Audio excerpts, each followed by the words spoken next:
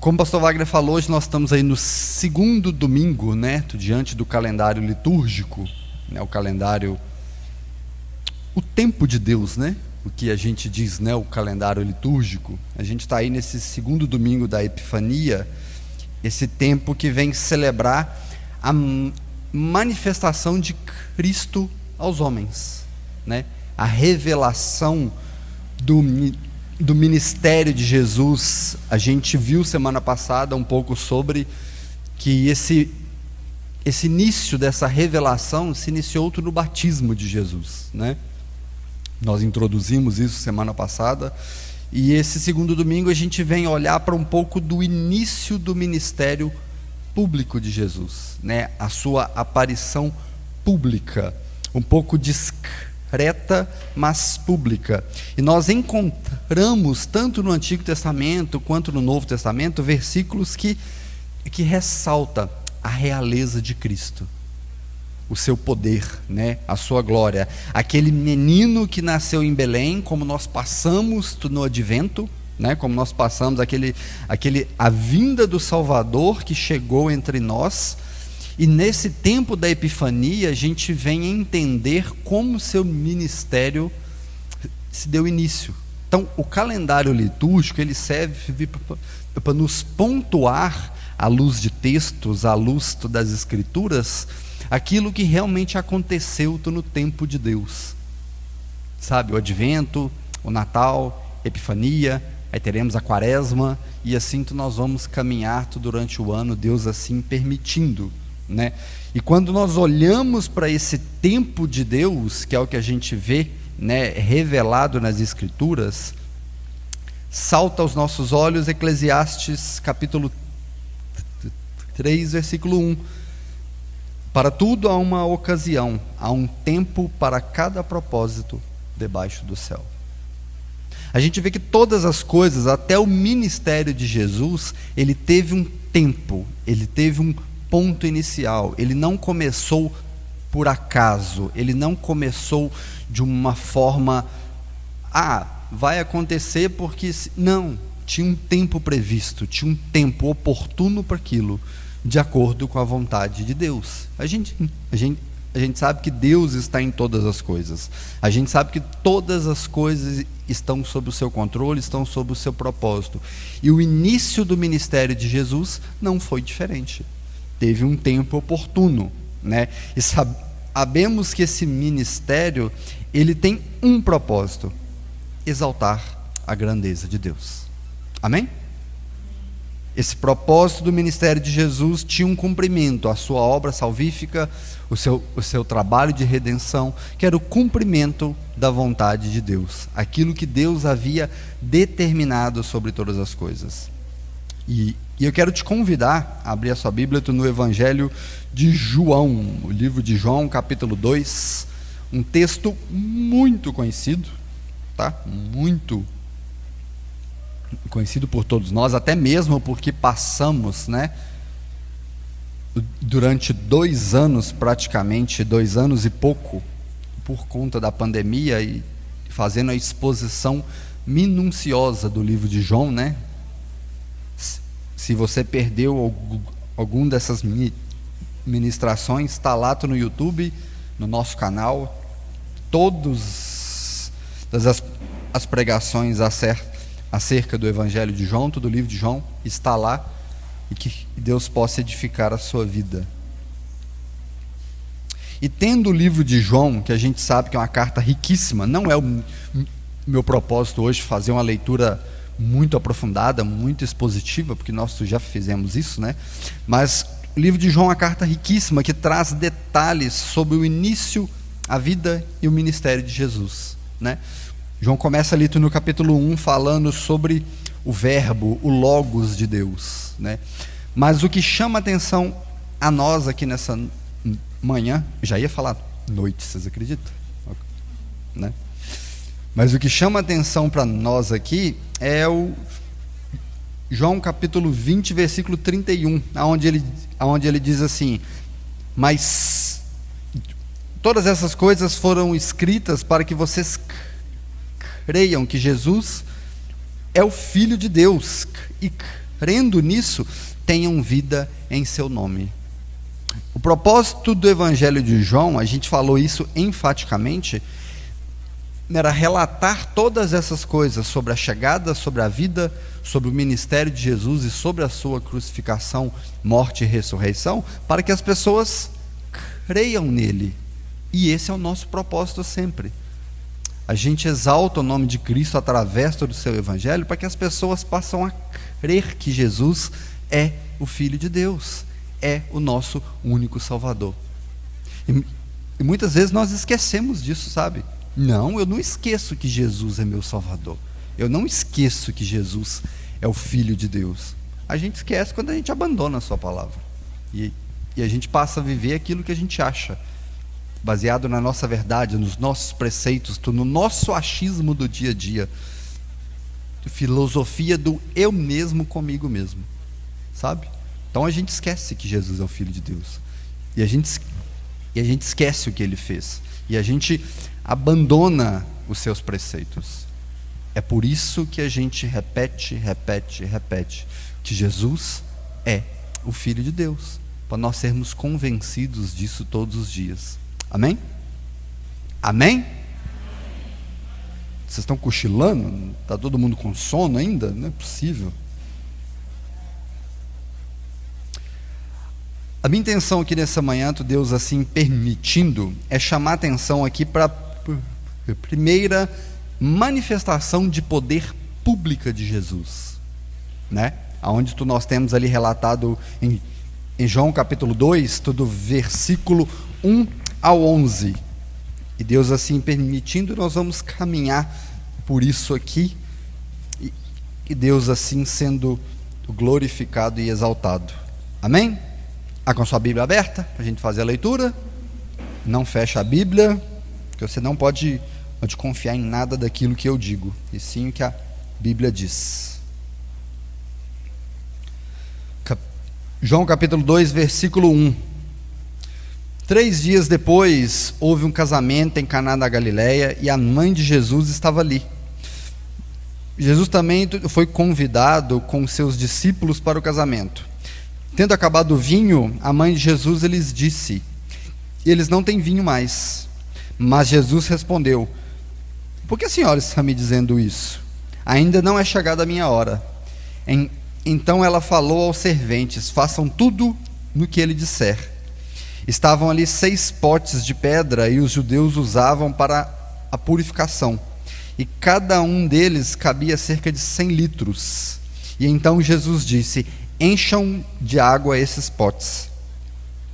E eles encheram totalmente. E então Jesus disse: agora tirem um pouco e leve ao responsável pela festa.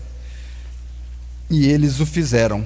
Quando o responsável da festa provou a água transformada em vinho, ele não sabia de onde tinha vindo, por mais que os serventes sabiam que tinham tirado a água, soubesse.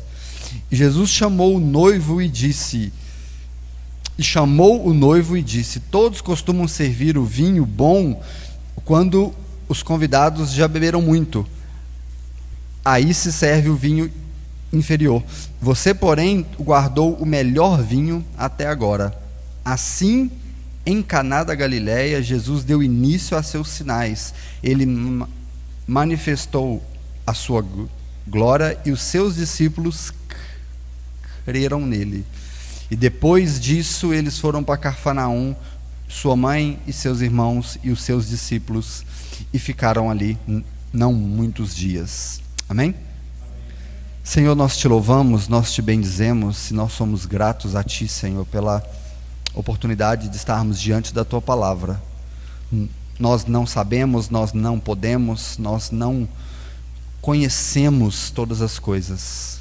E por isso, Pai, te pedimos que o teu Espírito Santo esteja sobre nós, nos capacitando, nos iluminando e nos convencendo de toda a verdade do teu Evangelho. Abençoa, Senhor, esse que vos fala, que não sabe orar, que não sabe pregar, e usa-me conforme a tua vontade, para a exaltação do teu santo nome e para a edificação de toda a tua igreja aqui nessa manhã, em nome de Jesus. Um texto muito conhecido, né, Nós já passamos por ele várias vezes. E como eu já tinha falado, não é minha intenção fazer uma exposição profunda disso, mas apenas ressaltar os pontos, os principais, porque nós temos essa exposição de João bem detalhada lá no nosso canal do YouTube.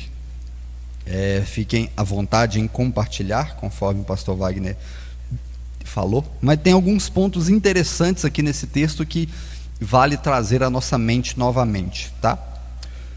O versículo número 1, ele diz assim, ele começa assim: 3 dias depois. A primeira pergunta deveria ser: 3 dias depois de quê? Né? Quando a gente pega um texto, um trecho desse assim, a gente costuma não entender nada do que a gente está lendo, porque a gente não voltou alguma parte antes para entender o contexto, para entender o que estava acontecendo. E é o que a gente sempre ensina, né? A Bíblia responde à própria Bíblia. Então, para a gente entender uma carta, você não começa lendo do meio para o final, nem você pega da última página, você pega do início até o fim. Então, ou seja, para a gente entender 3 dias depois de que, nós temos que voltar ao capítulo 1, volta aí uma página para você acompanhar e entender o que estava acontecendo, tá? Então, a partir do versículo 43 do capítulo 1, diz assim: no dia seguinte, Jesus resolveu ir para a Galiléia e encontrou Filipe, a quem disse: siga-me. E esse Filipe era de Betsaida, cidade de André e Pedro. E Filipe encontrou Natanael e disse: achamos aquele a quem Moisés escreveu na lei, e a quem se referiam os profetas, Jesus, o Nazareno, filho de José. E então Natanael perguntou: de Nazaré pode sair alguma coisa boa? E Filipe respondeu: venha ver. Jesus viu Natanael se aproximar e disse a respeito dele: eis um verdadeiro israelita, em quem não existe fingimento algum. Natanael perguntou a Jesus: de onde o Senhor me conhece? E Jesus respondeu: antes de Filipe chamá-lo, eu já tinha visto você debaixo da figueira. E então Natanael exclamou: mestre, o Senhor é o Filho de Deus, o Senhor é o Rei de Israel. Ao que Jesus lhe respondeu: você crê porque eu disse que tinha visto você embaixo da figueira? Pois você verá coisas maiores do que estas. E acrescentou: em verdade vos digo, que vocês verão o céu aberto e os anjos de Deus subindo e descendo sobre o Filho do Homem. Ou seja, eles veriam manifestação, glória e poder em Jesus. Amém? Ou seja, esse trecho que nós lemos aqui, rapidamente, mostra sobre os fatos que João estava relatando, que ele viu acontecendo no passado, né? Ele viveu aquilo ali. E tem alguns pontos sobre o capítulo 1 que é importante nós vivenciarmos, né, e termos isso em mente. Não vou me delongar muito, mas do versículo 1 ao versículo 18 do capítulo 1, João relata ali para nós sobre o verbo encarnado. Então, ou seja, estava falando sobre o Logos de Deus, né? Estava falando sobre Jesus, o Filho de Deus que veio à terra.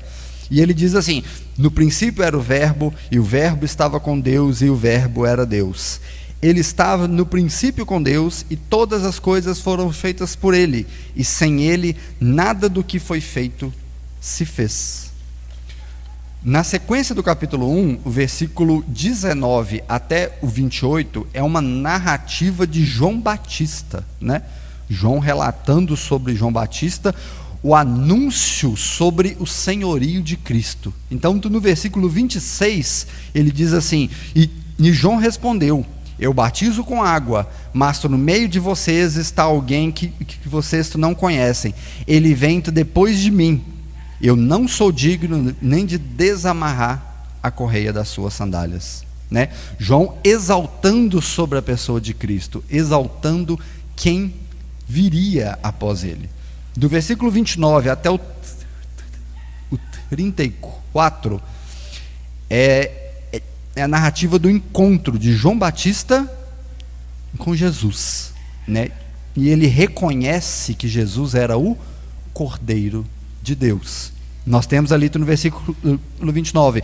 E no dia seguinte, vendo que Jesus vinha em sua direção, João disse: eis o Cordeiro de Deus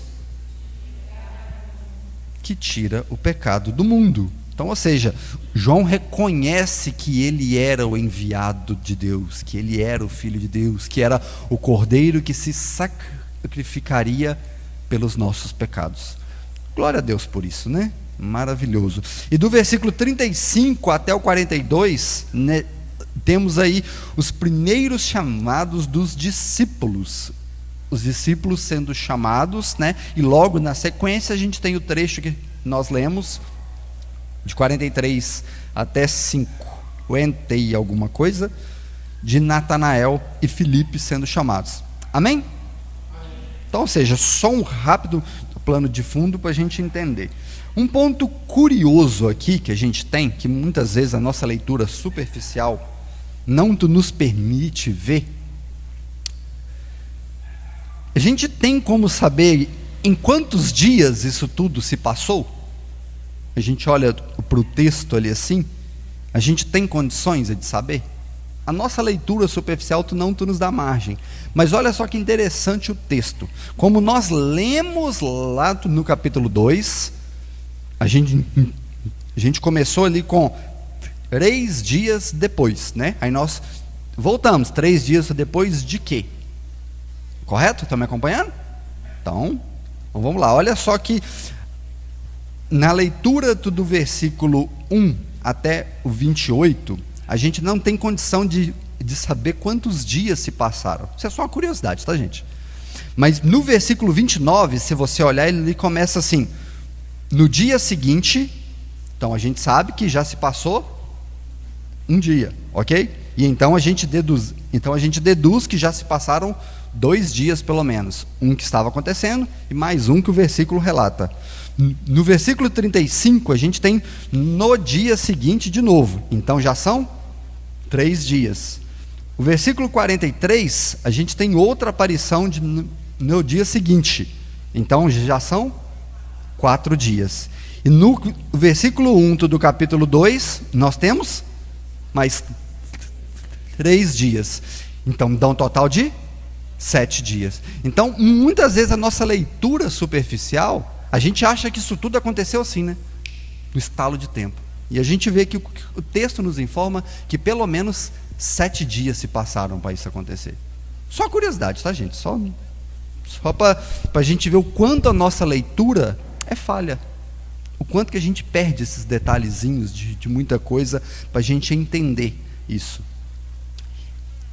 Então, quando a gente olha para esse início do 3 dias depois, a gente tem ainda que considerar aquilo que nós lemos lá no início, Eclesiastes 3:1.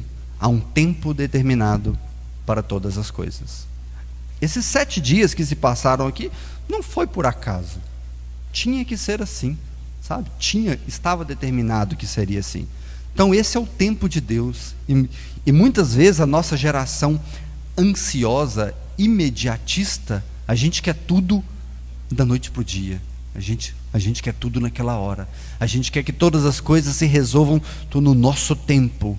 E nós aprendemos que o tempo de Deus é totalmente diferente do nosso tempo.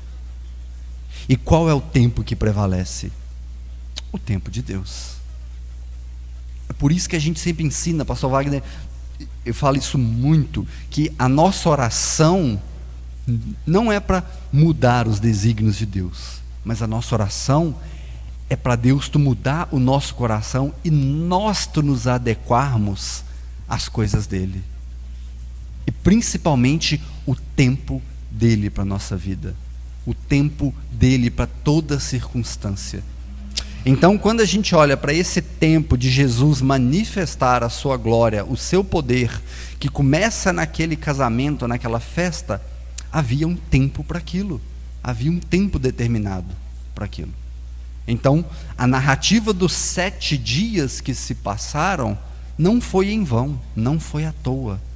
Tinha um propósito para aquilo acontecer. Onde? Na festa de casamento. Amém? O versículo 1, então. 3 dias depois houve um casamento em Caná na Galileia. A mãe de Jesus estava ali. E Jesus também foi convidado com seus discípulos para o casamento. Tendo acabado o vinho, a mãe de Jesus disse: eles não têm mais vinho. Mas Jesus respondeu: por que a senhora está me dizendo isso? Ainda não é chegada a minha hora. O ponto mais importante disso aqui, né, como eu disse, não vou me aprofundar aqui muito, é a gente ver que Jesus deixa muito claro, já falei isso aqui algumas vezes, que ele não se submete à vontade de homem algum, né? E aqui a gente não sabe o porquê que Maria estava intercedendo, fazendo esse pedido a ele sobre o vinho que estava acabando, né? Alguns historiadores acreditam, nada da bíblico, que talvez essa festa de casamento era de algum familiar, de algum parente deles, né? Por conta dela estar muito apegada à situação da festa. Mas, ou seja, Jesus não se submeteu à vontade de Maria. Jesus falou assim: por que a senhora está me falando isso? Tipo, no popular, o que eu tenho com isso? Que o vinho está acabando? Né? Não é chegada a minha hora. E quando ele lhe fala, não é chegada a minha hora, a que ele estava se referindo? Né? Ainda não é chegada a minha hora. Não é chegada a hora da sua aparição, da sua glorificação, daquilo que ele estava determinado a fazer. Né? Alguns apontam que essa hora estava falando muito mais sobre a sua morte e crucificação do que sobre aquela aparição pública do seu ministério. Sabe, quando ele diz, porque Jesus repete isso várias vezes, né, no decorrer do seu ministério: ainda não é a minha hora, ainda não é chegada a minha hora. Então, se refere à sua morte, ao seu sacrifício, mas o contexto aqui aponta para essa manifestação pública de poder, para o que ele ia fazer, né?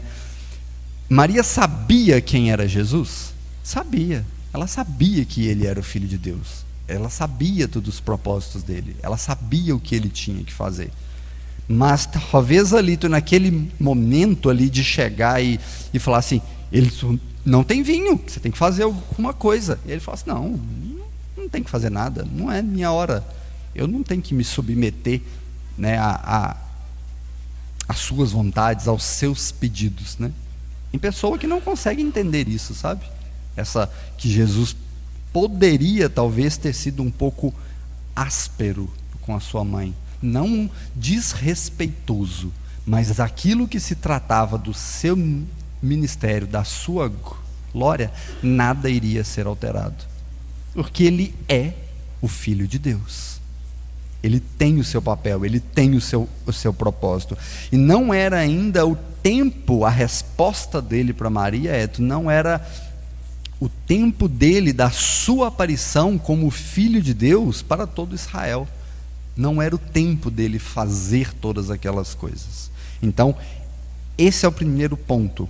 O versículo 5, então, vai dizer assim: então ela falou aos serventes: façam tudo que ele disser. E ali estavam 6 potes de pedra, e os judeus usavam para a purificação, e cada um deles cabia cerca de 100 litros. E Jesus disse: encham de água os potes, e eles encheram totalmente. Um ponto muito interessante aqui, né, que muitas vezes escandaliza alguns, é dizer que tinha vinho na festa, né? Bebida alcoólica nesse sentido. Mas a cultura hebraica, o vinho tinha um sentido, era um símbolo de alegria para aquele momento, era um símbolo de festividade. O vinho estava presente em toda situação de festa, de alegria na cultura. E a gente sabe que era um vinho diferente do que tem hoje. Hoje, as bebidas hoje é muito mais álcool do que bebida em si. Naquela época era a fermentação natural, né, do que era. Então, ou seja, e muita gente tem dificuldade. Já me perguntava assim, nossa, Jesus bebia? Eu falei, tinha vinho, tinha água naquela época. Por que não? Né? Mas, enfim, as pessoas não conseguem entender um pouco isso.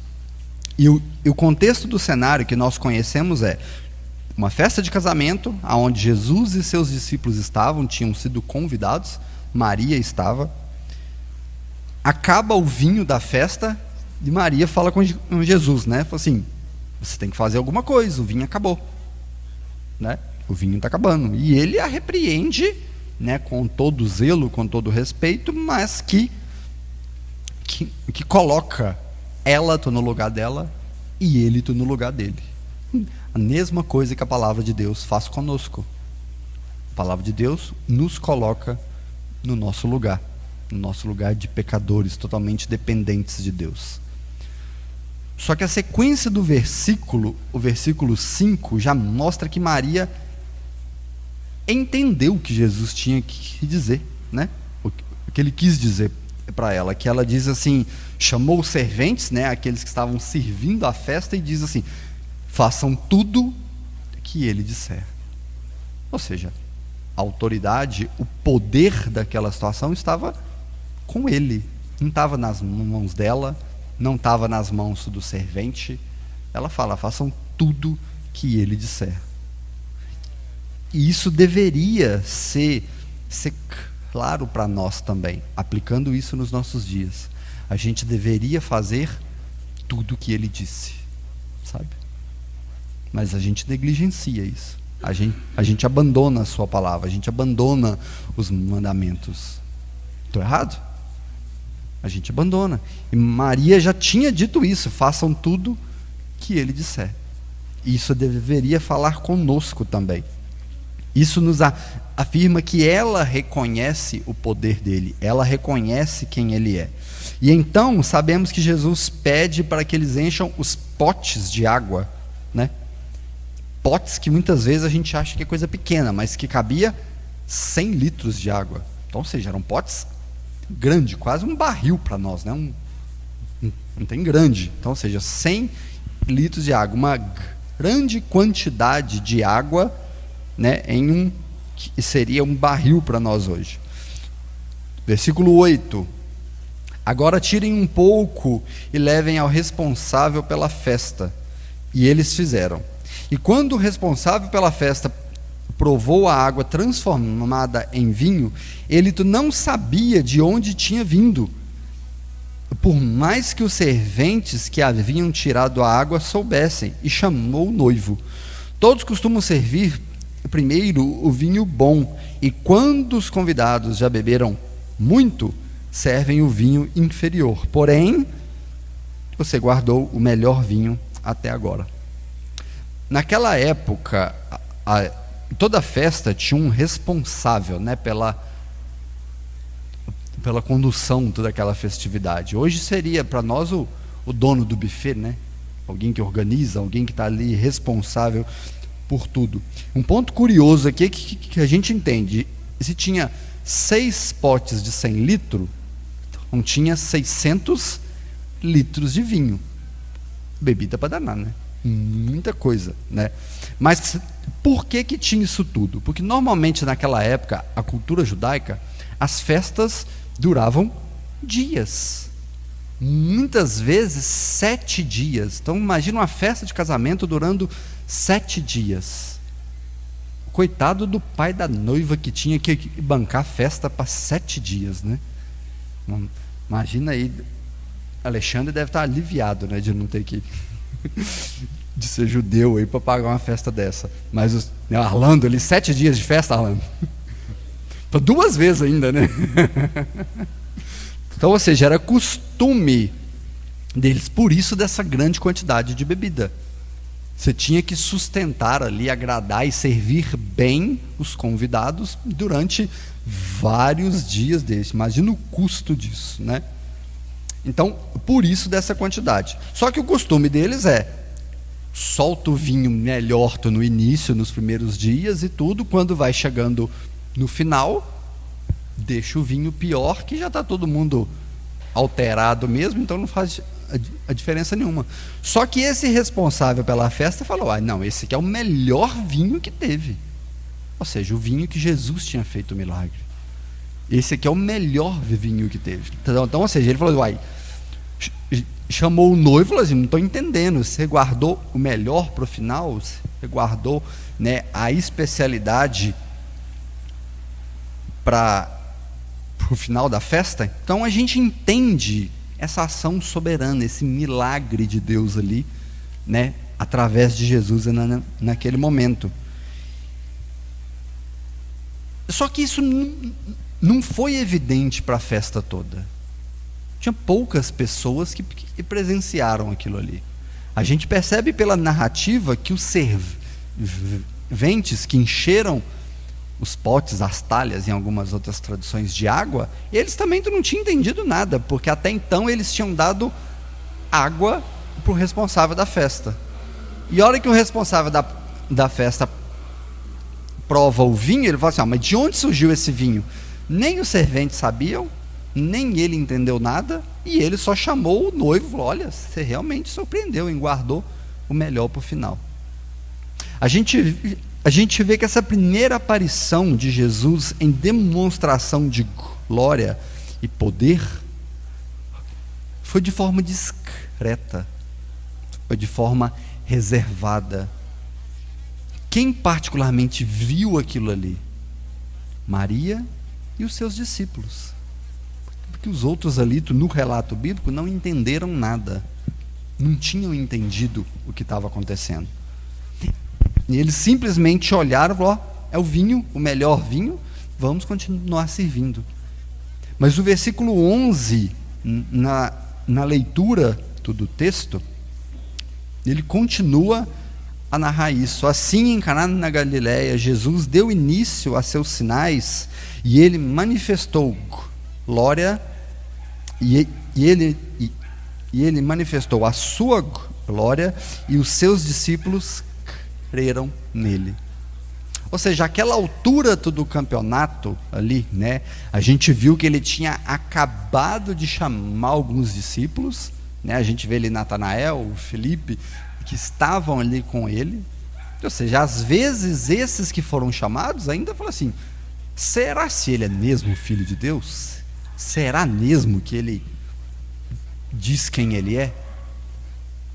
Então, ou seja, a gente vê durante toda a Escritura que todo milagre que Jesus fez tinha um propósito, tinha algo específico a ser feito, tinha um alvo a ser alcançado. E a gente vê que esse milagre da água em vinho, qual era o propósito dele? Os discípulos, alcançar os discípulos. E que ele não era uma aparição para toda a festa. Você imagina se toda a festa do casamento vai se saber quantas pessoas tinha lá? Quantas pessoas tinham? Se ele transforma a água em vinho em meio a todo mundo começa a ficar conhecido. Ele começa a ficar conhecido por todo mundo, o milagre, o Filho de Deus. Agora faz total sentido quando Jesus diz a Maria, fala assim: a minha hora não é chegada. Não é chegada a minha hora de todo Israel me conhecer, de todo Israel ficar sabendo de quem eu sou. O propósito desse milagre era alcançar os discípulos. Era esse o propósito. E ele fez, porque o versículo 11 diz assim: e os discípulos creram nele, passaram a reconhecer quem ele era, né? E nós precisamos entender o que são sinais, sabe? Sinais. né? A gente que dirige aqui, todo mundo do que dirige, sabe que os sinais de trânsito têm um propósito, não tem? Sim ou não? Sim. Ou é para te alertar, ou é para te avisar de algo que está à frente. De algo que está à frente. E os sinais que Jesus estava fazendo, esse primeiro sinal era para mostrar o que viria depois. O que viria adiante com ele. É por isso que ele disse lá atrás, no capítulo 1, falou assim: você está surpreso com isso que eu fiz, de falar que você estava embaixo da figueira, né? Não, você vai ver coisa muito maior que essas. Você vai ver anjo descendo e subindo do céu. E todos eles em cima do Filho do Homem. Então, ou seja, a manifestação da sua glória. O tempo de Jesus aparecer aos seus discípulos havia começado. Dessa foi a primeira manifestação pública do seu poder. Pública no sentido para um público específico. Ele tinha um alvo a alcançar, que eram os seus discípulos. Em João capítulo 2, versículo 23, um pouquinho para frente, ele vai dizer assim: enquanto estava em Jerusalém, na festa da Páscoa, muitos viram os seus sinais miraculosos que estavam realizando e creram em seu nome. O restante do capítulo vai te mostrar que Jesus começou a fazer sinais mais abertamente. E muitas pessoas começaram a crer nele. E muitas pessoas passaram a reconhecer que ele era o Filho de Deus. E esse era o propósito. Só que na festa de casamento, o propósito era se revelar aos seus discípulos, alcançar aquele público. E esse foi, em outra tradução, se eu não me engano, a NVI que está aqui, ele diz assim, para esse mesmo versículo 2:11, ele diz assim: este sinal miraculoso em Caná da Galileia foi o primeiro que Jesus realizou. Ou seja, foi o primeiro sinal de forma pública que ele apareceu, e ele revelou isso aos seus discípulos.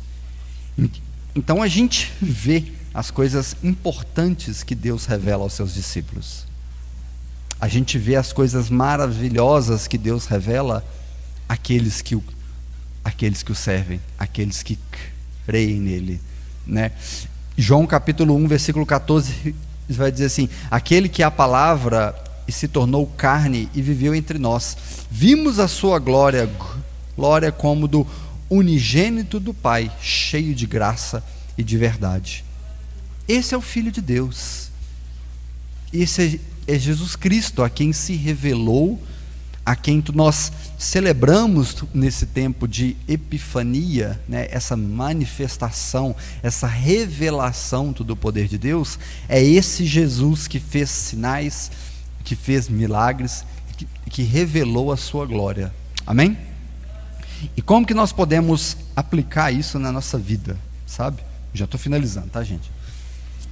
Como que nós podemos aplicar isso, né? A gente não tem como ler um texto e não extrair aplicações para a nossa vida. A gente tem que tentar aplicar isso na nossa vida. Primeira coisa, todas as coisas estão em um tempo determinado por Deus. Nada acontece por acaso.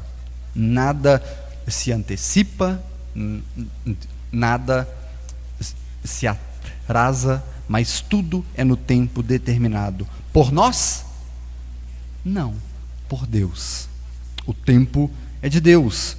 O ministério de Jesus é a revelação máxima do seu poder, da sua autoridade e da sua glória, que mostra para nós que Jesus é realmente o único meio de salvação para as nossas vidas. Se você até hoje não entendeu que Jesus é o único caminho para a salvação, entenda hoje em nome de Jesus. Somente Jesus, através da sua manifestação de glória e poder, pode salvar o nosso coração.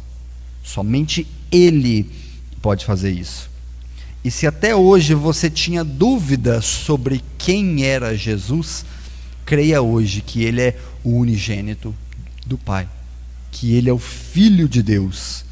E como João escreveu no capítulo 20, versículo 31, que todas essas coisas foram escritas para que vocês, para que nós creiamos que Jesus é o Filho de Deus e crendo nele, tenhamos vida eterna. Amém?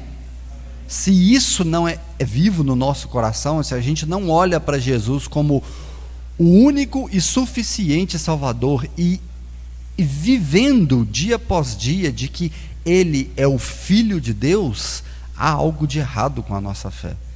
Há algo de errado com aquilo que nós professamos. Jesus é o único meio de salvação. Atos capítulo 4, versículo 11 e 12, para eu terminar, diz assim: este Jesus é a pedra que vocês, construtores, rejeitaram e que se tornou pedra angular. Não há salvação em nenhum outro, pois debaixo do céu não há nenhum outro nome dado aos homens pelo qual devamos ser salvos. Amém? Que essa verdade, que Jesus sendo o Filho de Deus, revelado aos homens no tempo determinado por Deus, que ele possa cada dia mais se revelar ao meu coração, cada dia mais se revelar ao seu coração, não como nós achamos que deve ser, mas conforme as Escrituras Sagradas. Amém? Senhor, nós te louvamos, nós te agradecemos, Pai, pela tua palavra, nós te agradecemos pelo teu poder através do Espírito Santo em nos revelar quem Jesus Cristo é. Convence, Senhor, o nosso coração duro, o nosso coração pecaminoso, o nosso coração que ainda insiste em viver longe de Ti. Convence-nos que nós precisamos todos os dias de Jesus Cristo e que Ele é suficiente para a nossa salvação. Aviva, Senhor, o nosso coração a se quebrantar todos os dias, a se arrepender dos nossos pecados, a buscar santidade, a buscar uma vida em comunhão com a Tua igreja e a conhecer Jesus Cristo revelado a nós. Convence-nos, Pai, de todos os nossos pecados e que nós possamos ser alegres e desejarmos cada dia mais esse Cristo Salvador, que uma vez por todas pagou pelos nossos pecados. Obrigado, Senhor, pelo Teu Evangelho.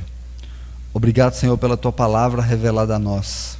Obrigado, Senhor, pela Tua palavra perseverada durante séculos e séculos, e que hoje ela está disponível a nós, e que nós possamos nos alegrar nisso. É o que nós te pedimos hoje, em nome de Jesus. Amém.